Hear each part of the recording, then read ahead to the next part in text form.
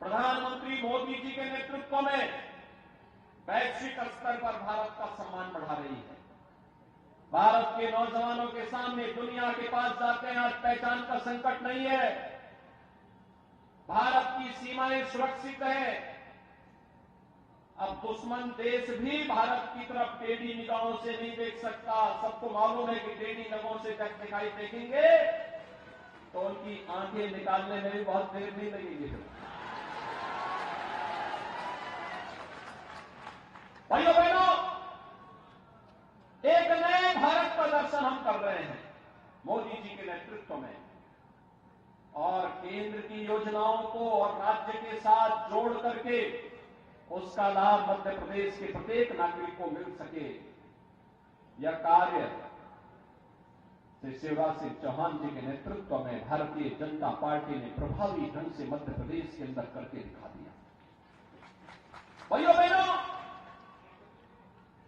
कार्य करने का एक जज्बा होता है। अब याद करिए, कांग्रेस के समय यह मध्य प्रदेश बीमारू राज्य था, लेकिन आज विकसित हो चुका है। बीमारूपन से दूर होकर, इसको दूर करके विकसित राज्य के रूप में मध्य प्रदेश को एक स्थान दिला दिया गया। अन्नदाता किसानों के लिए सबसे अधिक कृषि विकास दर वाला राज्य है मध्य प्रदेश।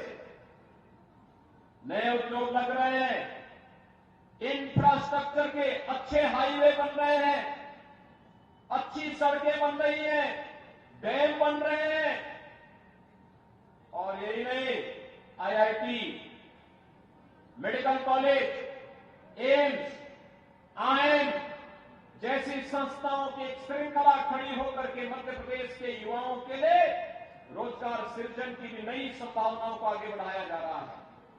ये वेलफेयर स्टेट की परिकल्पना को साकार करना ही राम राज्य के उदाहरण है। एक और विकास की बड़ी बड़ी परियोजनाएं, गरीब कल्याणकारी योजनाएं प्रभावी ढंग से बिना भेदभाव के तबके के लिए पहुंचाने का कार्य हो रहा है। दूसरी ओर सुरक्षा का एक बेहतर वातावरण। कांग्रेस के समय में पर्व और त्योहार नहीं मना पाते थे, कर्फ्यू लग जाता था।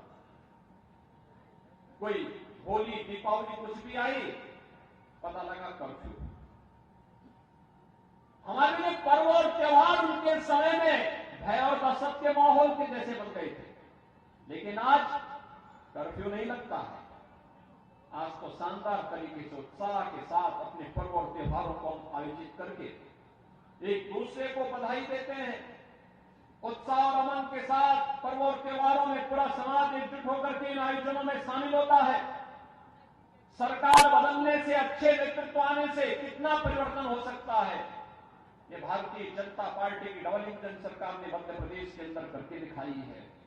और इसलिए भाइयों बहनों, आज मैं आपके पास आया हूं कि आपकी आस्था को सम्मान भी भारतीय जनता पार्टी की डबल इंजन सरकार ही देगी।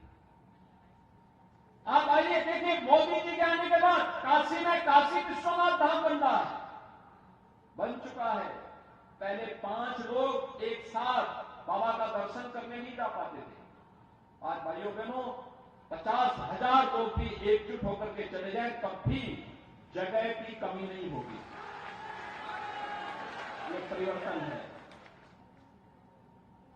केदारपुरी कांग्रेस के समय पूरी तरह तबाह हो गई थी, प्राकृतिक आपदा की चपेट में आ गई थी। आज भगवान केदारनाथ का दर्शन करने के लिए उत्तराखंड में आप जाएंगे, केदारपुरी का पुनरुद्धार का काम प्रधानमंत्री मोदी जी ने वहां करवा दिया। महाकाल में महालोक का दर्शन होता है, और 500 वर्षों का इंतजार समाप्त करके अयोध्या में श्री राम जन्मभूमि में भव्य राम मंदिर का निर्माण कर क्या ये काम कांग्रेस कर पाती? क्या कांग्रेस सुरक्षा दे पाती? क्या कांग्रेस राम मंदिर का निर्माण कर पाती? क्या कांग्रेस बाबा विश्वनाथ धाम का निर्माण कर पाती? और क्या कांग्रेस भाइयों बहनों महाकाल के महालोक की अनुभूति कांग्रेस करा पाती? क्या जब कांग्रेस न गरीबों का कल्याण कर सकती है, न विकास का कार्य ही ला सकती है, न आपकी आस्था का सम्मान ही कर सकती है, तो फिर कांग्रेस जैसे बोझ को ढोने का मतलब ही क्या है? कोई मतलब है क्या? और इसलिए गलती कभी मत करना भाइयों बहनों।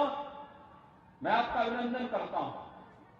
आपने श्री प्रहलाद मोदी जी के समर्थन में इतनी भारी संख्या में एकत्र हुए हैं। एक विधायक के रूप में मैंने अपनी जिम्मेदारियों का निर्वहन करना प्रारंभ किया, लेकिन पहले कांग्रेस की सरकार ने उनके पीछे पड़ करके उनको पूरी तरह क्रैश करने का प्रयास किया, लेकिन उनकी हिम्मत के सामने कांग्रेस की हिम्मत जवाब दे रही है। उनके सदस्यता समाप्त करने का कुत्सित प्रयास किया। मैं धन्यवाद दूंगा न्यायपालिका को कि उन्होंने प्रहलाद लोधी की सदस्यता को फिर से बहाल करने और उसको स्टे करने का काम किया।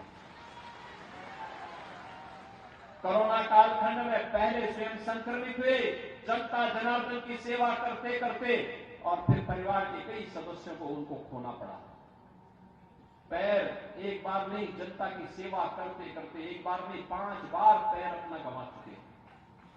भाइयों बहनों, मैं तो आप सबसे अपील करने के लिए आया। जब मुझे बताया गया कि प्रहलाद मोदी के साथ ऐसी घटना घटित हुई, तो मैंने विशेष रूप से अनुरोध किया। मैंने कहा पवई में जरूर जाऊंगा स्वयं अपील करने के लिए।